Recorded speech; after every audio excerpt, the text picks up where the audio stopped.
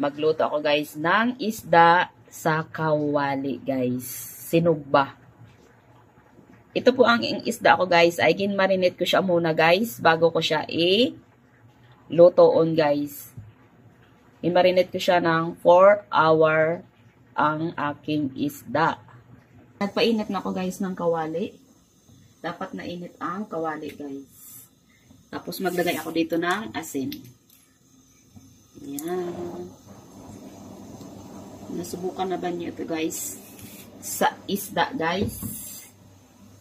Marinate ko siya muna ang aking isda sa garlic powder, sa asin, black pepper, at saka lemon guys. Para may lasa din ang ating isda. Painitin natin guys ang ating ating kawali. At may asin. Naginlagay ko guys. Sunod, ilagay na natin ang ating isda, guys. Yan. Ang asin, guys, ay para hindi siya, guys, ang ating isda. Hindi anong tawag sa Ilonggo mabatok. Tawag sa Tagalog yun. Tatakpan ko, guys. Ay. Yan na siya, guys. Yan. Ko sa asin guys para hindi siya masunog ang isda guys.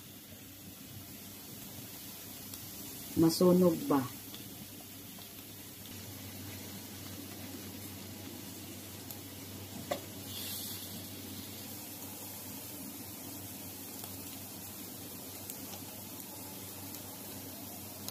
Iwas sa oil guys. Yan ang the best. Walang oil. Hindi yan guys maalat kasi ang nilagay ko gaina sa sa isda guys ay kunting asin lang guys. Ang ginlagay ko na asin. Ang gingamit ko ay halaya.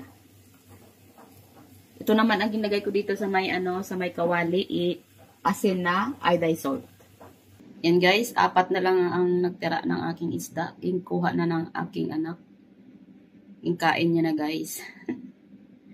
Tayo ay magkain na guys. Mag-dinner na po tayo guys. Bye-bye. Yan. Hindi ito guys maalat kasi ang ginlagay ko sa ay halaya. So, kunti man lang ginlagay ko guys pag marinate ko. Tapos, ang ginlagay ko naman sa kawali ay